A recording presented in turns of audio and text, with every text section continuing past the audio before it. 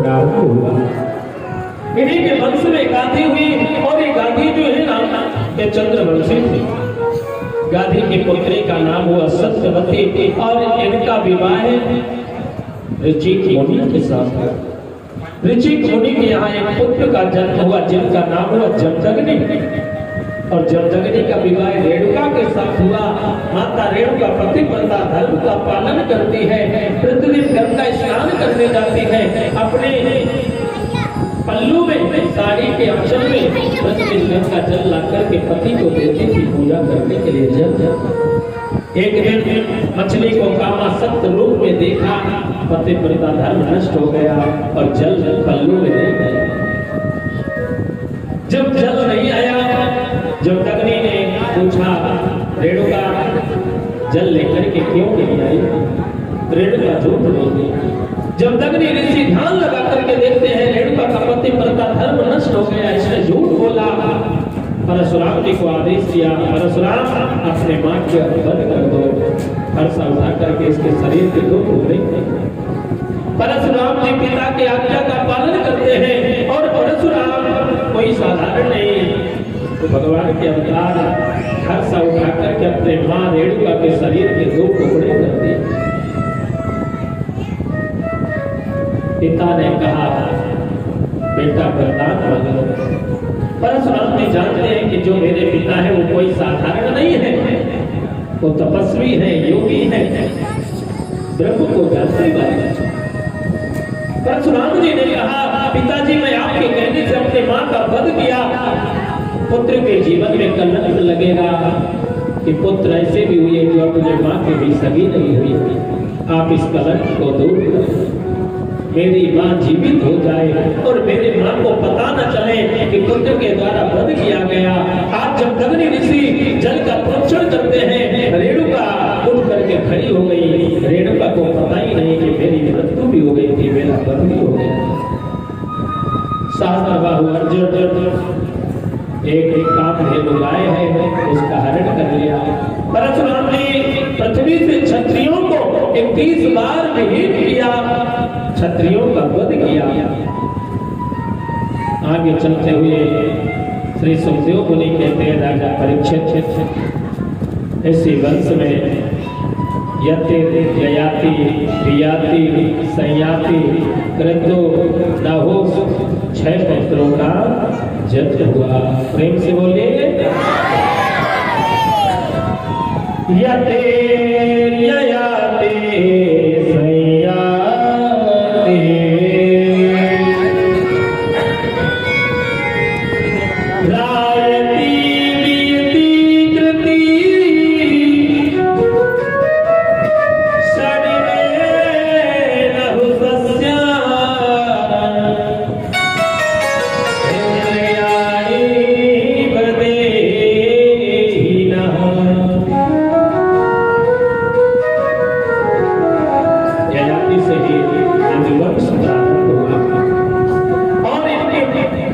जो बड़े पुत्र है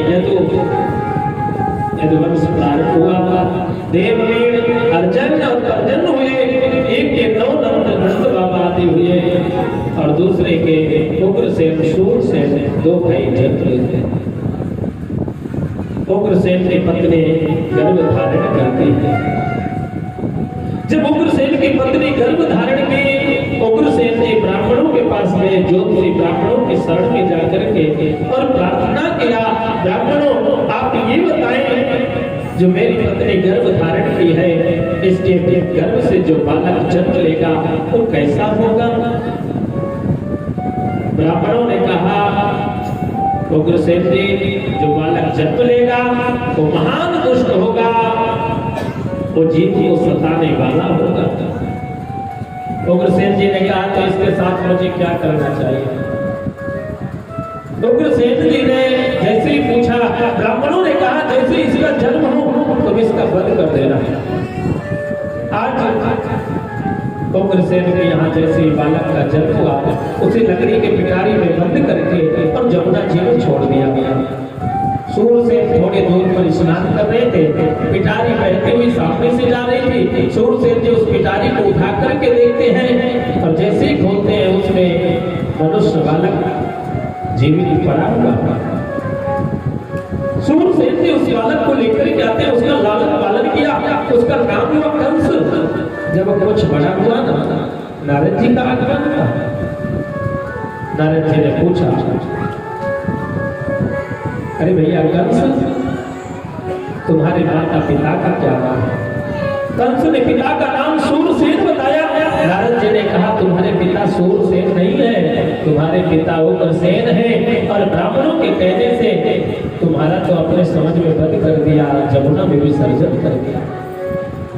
अब कंस घबरा गया, उग्रसेन के हाथ पैरों में बेड़ियां डाल करके कारागृह में डाल दिया, बंदी बना दिया।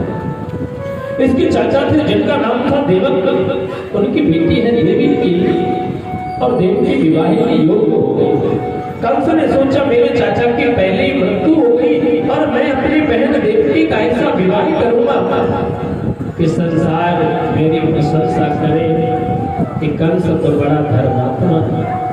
जो दुष्ट स्वभाव के व्यक्ति होते हैं ना, वो संसार को दिखाते हैं लेकिन अंदर अंदर तो चक्कू चलाते हैं, काटने का प्रयास करते हैं। जो पापी होते हैं वो ऐसे ही करते हैं। आज कंस अपनी बहन के विवाह की तिथि निर्धारित किया वसुदेव जी के साथ, और जब वसुदेव जी के साथ विवाह की तिथि निर्धारित की गई, बारात आई। कंस स्वयं रथ की रस्सी पकड़ करके बहन की विदा कर रहा। आकाशवाणी हुई, अरे कंस, जिस बहन के रथ की रस्सी को पकड़ करके तू विदा कर रहा है ना, इसी का श्रम लाल तेरा काल होगा, काल होगा, काल होगा। कंस घबरा गया, ना रहेगी बांस, ना बजेगी बांसुरी, जब बहन ही नहीं रहेगी मेरा शत्रु जन्म कैसे लेगा। आज कंस म्यान से तलवार निकाल लिया, बहन के केस पकड़ करके मारने को तैयार हुआ।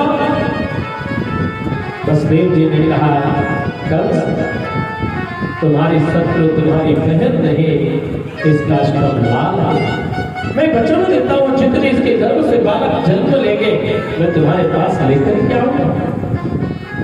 कंस वसुदेव देवकी के हाथ पैरों में बेड़ियां डाल करके और कारागृह में डाल दिया, बंदी बना करके रख दिया। आज प्रथम पुत्र का जन्म हुआ, वसुदेव जी लेकर के गए। कंस ने सोचा कि प्रथम पुत्र है, ये मेरा शत्रु नहीं है, मेरा तो अष्टम पुत्र जो होगा वो शत्रु है। कंस छोड़ दिया। जब छोड़ दिया, नारद जी ने सोचा इसका पाप का जब तक घड़ा नहीं भरेगा, घड़ा फूट नहीं सकता। नारद जी ने कहा, भैया तूने अपने शत्रु को क्यों छोड़ दिया? कंस ने कहा, मेरा शत्रु प्रथम पुत्र नहीं है, अष्टम पुत्र है। नारद जी ने कहा, ये कितनी उंगलियां हैं? 8, 1, 2, 3, 4, 5, 6, 7, 8। नारद जी ने कहा, ये 8वीं हुई, अब उल्टा गिन लेना। 1, 2, 3, 4, 5, 6, 7, 8।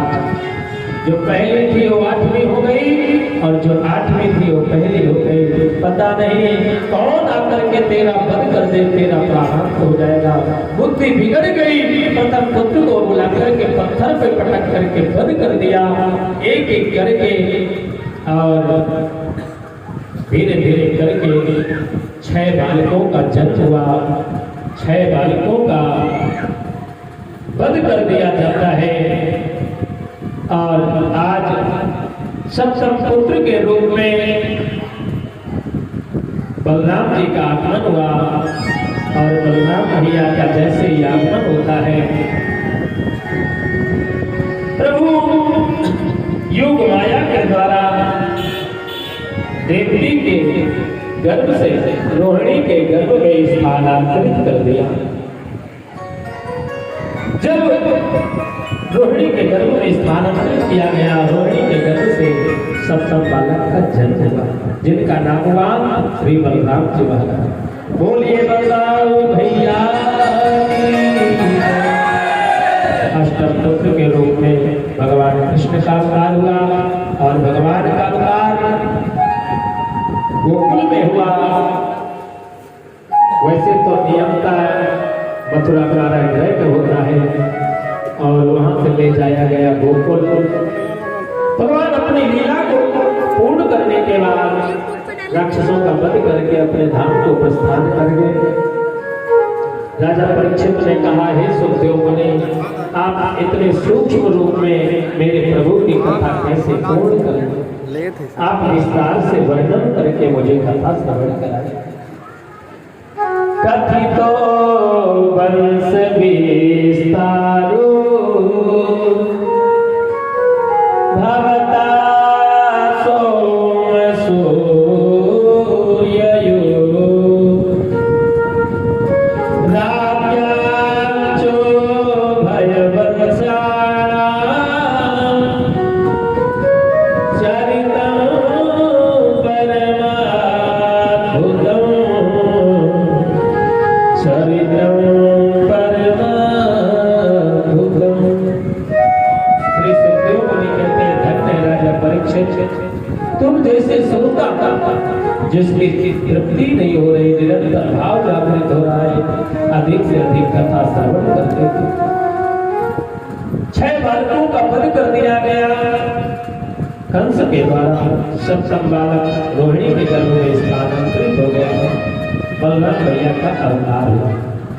आज अष्टम गर्भ के रूप में और यहाँ माता देवी की गर्भ धारण करती है। जैसे माता देवी की गर्भ धारण करती है और गर्भ में कोई और नहीं, साक्षात नारायण प्रभु बाल रूप में प्रविष्ट कर गए। देवताओं के द्वारा गर्भ स्तुति की जाती है। सत्यव्रतं सत्यपरं त्रिसत्यं शतसयोनि निहितं च सत्ये सत्यस्य सत्यं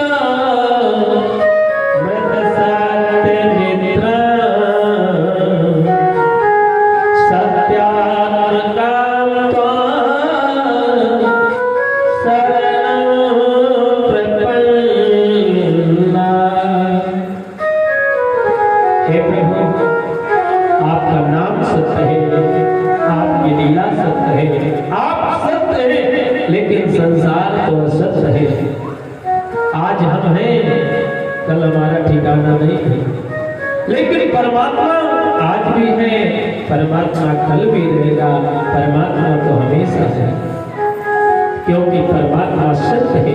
भागवत जी में 3 जगह सत्य की वंदना की गई। जब भागवत जी प्रारंभ होती है तो जननाद्यस्यतोर्वया वितरिता चार्येषु विद्यासुरा तेरे ब्रह्महृदयादिकवये मुह्यन्तिया सूर्या तेजोवारिणां यथा विनिमयम् यत्र त्रिसर्गो वसा धाम्ना स्वेन सदा निरस्तकुहकं सत्यं परं धीमहि। सत्यम परम धीमहि, परमात्मा सत्य है, संसार सत्य। भागवत के मध्य में सत्य की वंदना, भागवत जी जब विश्राम लेती है उस समय भी सत्य की वंदना की गई है। आगे चलते हुए आज माता देवी की गर्भ धारण की हुई है और 9वां महीना पूर्ण होने वाला है। प्रभु चतुर्भुज रूप में प्रकट हो गए। बोलिए नारायण भगवान की जय। जय में है मत बोलो, जय बोलो। ये मोह मिला है बकरे की तरह, दिन भर चबाने के लिए नहीं, खाने के लिए नहीं है, भगवान का नाम लेने के लिए मिला। जोर लगा के बोलना, प्रेम से बोलिए। कुछ कह रहे दिवाली है तो कुछ कह रहे होली है। भगवान का नाम तो स्वर में लेना चाहिए, एक साथ लेना चाहिए। अब जोर लगा के लेना भैया, प्रेम से बोलिए। आगे चलते हुए भगवान ने चतुर्भुज रूप में अवतार लिए। माता देवकी ने कहा, प्रभु आप 4 भुजा धारण करके आए हैं, कौन कहेगा कि देवकी के गर्भ से पुत्र का जन्म हुआ। प्रभु ने कहा, माँ ये मामा जी जो है ना, ये बार बार मारने के लिए आते हैं, इसलिए मैं 4 भुजा लेके आया हूँ, शंख चक्र आदि। जैसे मामा जी मुझे मारने के लिए आएंगे, सुदर्शन चक्र के द्वारा उनको काट दूंगा। माता देवकी ने कहा, नहीं प्रभु आप बाल रूप धारण करें। प्रभु ने कहा, ठीक है मैं बाल रूप धारण तो कर लूंगा, लेकिन आप मुझे टोकरी में विराजमान करके और गोकुल ले जाना। वहां नंद महल में कन्या का जन्म हुआ है, उस कन्या को लेकर जाना, मुझे वहीं छोड़ देना। वसुदेव देवकी हाथ जोड़ करके प्रार्थना करते हैं कि हाथ पैरों में तो बेड़ियां पड़ी हुई हैं, पहरेदार लगे हुए हैं, कैसे जाएंगे लेकर के। दरवाजे बंद हैं। प्रभु ने कहा, चिंता मत करो, दरवाजे खुल जाएंगे, पहरेदार सो जाएंगे, भेड़ियां खुल जाएंगी। आज प्रभु देखते ही देखते बाल रूप धारण कर लेते हैं। बोलिए बाल कृष्ण लाल की जय हो। बाल रूप धारण किया, वसुदेव जी के बेड़िया खुल गए, टोकरी में विराजमान करके और लेकर के चलना प्रारंभ कर देते हैं। आइए हम और आप भी प्रभु के झांकी का दर्शन करेंगे, लेकिन एक विशेष सूचना है, जो कन्हैया जी आएंगे उनका कोई भी स्पर्श नहीं करेगा चरण का। जो भी पूजन करना है गोपाल जी का चरण वंदन करेंगे। समय अनुकूल नहीं है, इस समय प्रतिकूल है, तो आप उस बालक को कोई छूने का प्रयास नहीं करें। जो भी पूजन करेंगे गोपाल जी का करेंगे और गोपाल जी का ही वंदना करेंगे। तो आइए गोकुल की ओर भगवान कृष्ण को लेकर के चलते हैं। स्वागतम कृष्णा शरणागतम कृष्णा, स्वागतम कृष्णा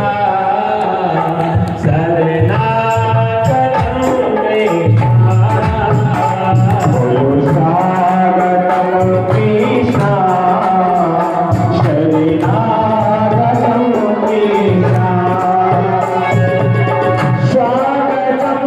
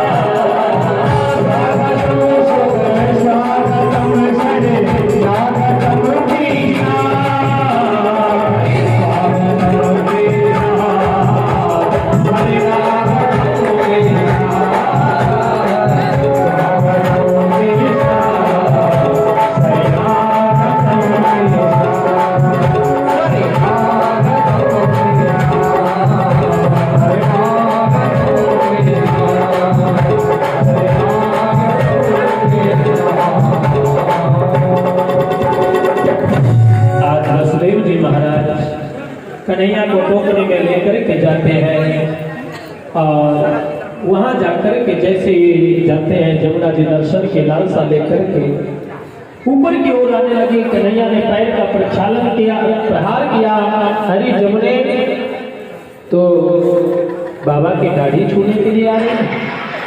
जमुना अपने रूप में आ गए और वहां से चलते हुए गोकुल में जाते हैं और गोकुल में जाकर के जो नंद महल में कन्या का जन्म हुआ था उस कन्या को लेकर के आते हैं। गोविंद को वहीं पर छोड़ दिया। जैसे ही मथुरा कारागृह में आते हैं, कारागृह के दरवाजे बंद हो गए, क्योंकि वो कन्या जो है वो माया है और माया जहाँ जाए वो तो बंद हो ही जाता है। कन्या जैसे अंदर प्रवेश किए, वसुदेव जी के हाथ पैरों में बेड़ियां पूरे पड़ गई और यहाँ पहरेदार जो थे जग गए। कन्या रुदन करने लगी, कन्या के रोने की आवाज कंस के कान में गई। कंस दौड़ता हुआ पागल की तरह आया। वही रहता पुरा द्वारा सर्वपूर्व बदा प्रदा तातो बल ध्वनि श्रुत्वा ग्रहपाला समोत्थिता। आज वो कन्या के रोने की आवाज सुन करके कंस घबरा गया, दौड़ता हुआ आया, उस कन्या को मारने के लिए उठा लिया। बहन देव की आवाज लगाती है, बहवो हिंसिता भ्राता सिद्धवः पापिको पमान त्वया देवेन शिष्टेन पुत्रिकैका प्रदीयता। अरे भैया, तूने 6 पुत्रों का वध कर दिया, ये कन्या तेरा क्या बिगाड़ेगी, इसे जीवन दान दे दे। आज लोग दुष्ट कंस जैसे कन्या को उठाया मारने के लिए, तो कन्या आकाशवाणी बनकर के बोली, आकाशवाणी होती है कि माया हत्या जाता खलु तवांतिके यत्र कौन पूर्व शत्रुर्मा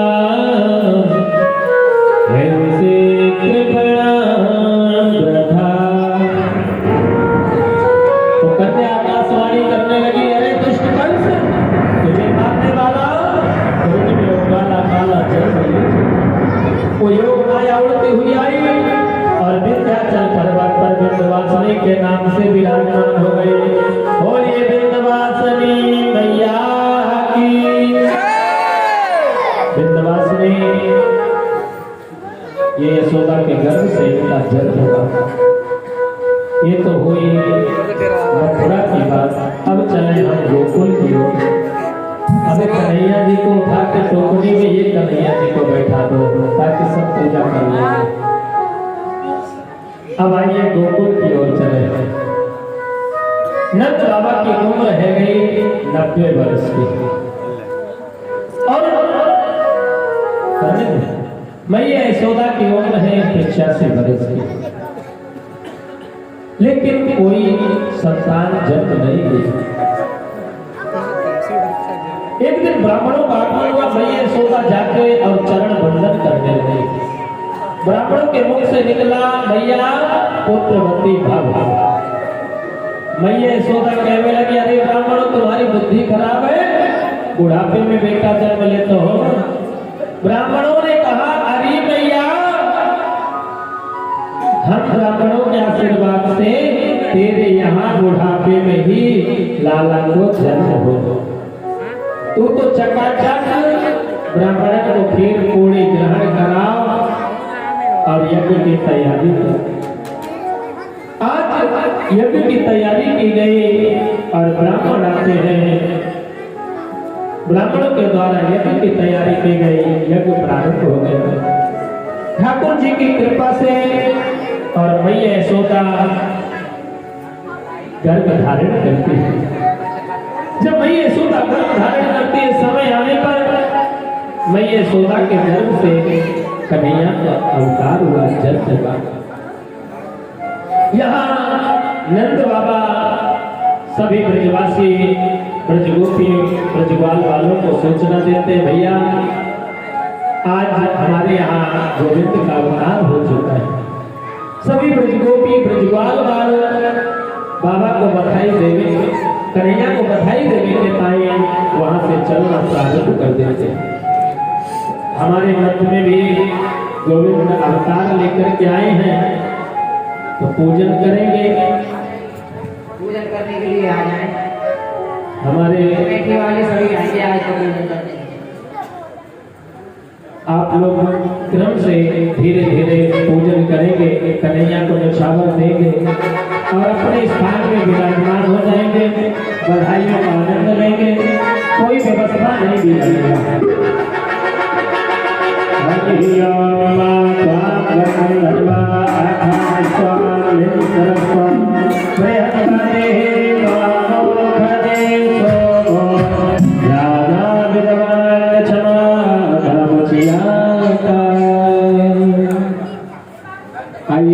भजनों का आनंद लेते रहेंगे और कन्हैया को बधाई देते रहेंगे और हमारे संगीत वाले भैयाओं को भी दोगे, बधाई तो देना ही है।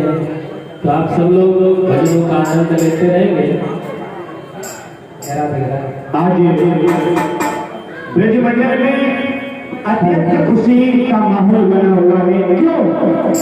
क्योंकि आज नंद महल में, नंद भवन में मां यशोदा के यहाँ 85 वर्ष की अवस्था में एक छोटे से लाला को, छोटे से कलवा को जन्म हुआ है। सभी ब्रजवासी बड़ी खुशी मना रहे हैं और कह रहे हैं कि आज बर्फी सी ब्रजनार बनी। ध्यान देना, बर्फी सी ब्रजनार बनी और गुजिया से गीत और गूंजा से ग्वाला, पेड़ा से प्यारे बने बलदेव जी और रस खीर सी रोहिणी रूप रसाला, नंद महीप बने नवकीन, गोकुल की दाल सब गरम मसाला और जायो जशोदा जलेबी सी रानी ने आज रबड़ी सी रात में लड़ुआ सुलाला। कृष्ण लाल की जय राधे राधे। हाँ भैया, जिसको बड़ा लिखना है देखिए सभी आएंगे और ठाकुर जी के लिए बधाई देंगे और दूर से ही चरण स्पर्श करेंगे और बधाई न्यौछावर करेंगे और बधाइयों का आनंद लेंगे। सभी बारी बारी से आते रहे और पूजन करते रहे।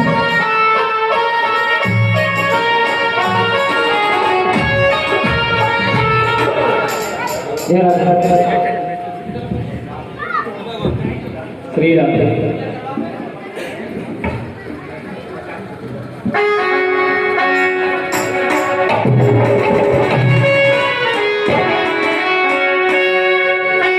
और जेल के तारे टूट गए हैं, जेल के तारे टूट गए हैं और कमाल हो गया। ओ बेटा रजने जसोदा के लाल